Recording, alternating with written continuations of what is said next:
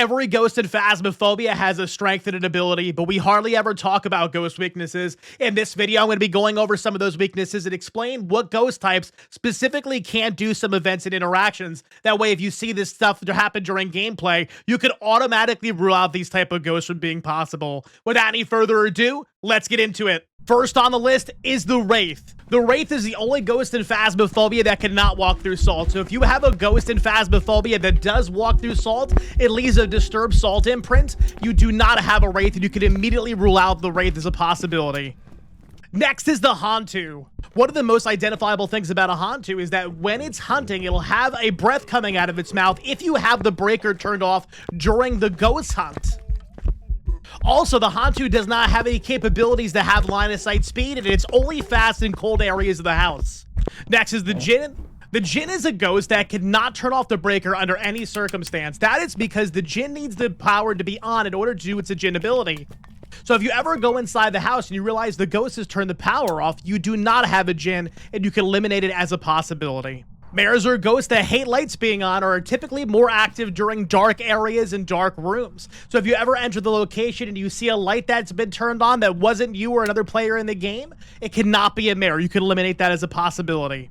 Next up is the Phantom. If you ever take a ghost photo and you're able to go into your journal and see the ghost's image inside of the photo, you do not have a Phantom. Phantoms will never show up in ghost photos, and they will disappear when you take a photo of them. Next up, we have the Fae. The Fae is a ghost that is just like the Hantu, does not have the capability of getting line of sight speed. So if you're able to loop the ghost and walk it around, and you notice it never gets any faster the longer it sees you, you probably have a Fae. Also, it's important to note that the Fae starts off at the beginning of the round fast and progressively gets slower the longer you age it. And to age the Fae, you have to be inside the ghost room or nearby the ghost location. Next up, we have the Deogen. The Deogen is a ghost that is incapable of roaming around on its own. It always has to go directly to a player on the map because it always knows where all the players in the map are, no matter what. So at the beginning of the hunt, it's going to rush to your location. It's going to slow down when it gets on proximity of you. You're going to be able to basically walk the ghost around because it's not able to reach you as long as you're moving to some extent. So don't back yourself in a corner. But again, if you ever see a ghost that has no idea where you are, rule out Deogen immediately. Next up, we have the Onryo. The Onryo is incapable of hunting 4 meters from a lit flame. So if you ever notice that a ghost attempts to hunt 4 meters away from a lit flame, it cannot be an Onryo. You can automatically rule it out. In order to hunt, the Onryo would have to blow out all the candles first around its hunting location within a 4-meter radius and then attempt to hunt if there was none left. Next, we have the Goryo. The Goryo is a ghost that has guaranteed dots no matter what difficulty you're on as long as you're getting evidence. It has to be able to show you dots on the camera only. You'll never see dots in person. So if you ever see dots happen to you in front of your face while you're inside the house, not looking through a video camera, you can rule out a Goryo. Also, if the ghost ever changed its favorite ghost room to somewhere else, you also don't have a Goryo. The Goryos cannot change ghost rooms.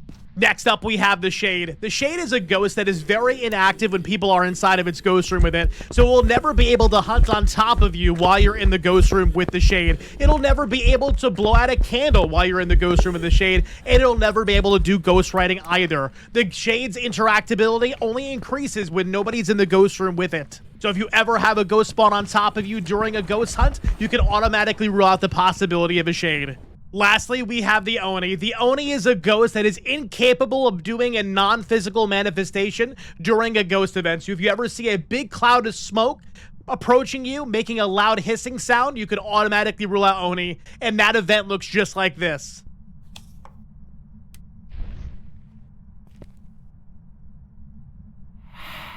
Knowing the ghost's weaknesses is going to make your gameplay so much better and so much faster, because if you see any of these things occur in gameplay, you already know that you can eliminate those ghost types, even if it hasn't even hunted yet.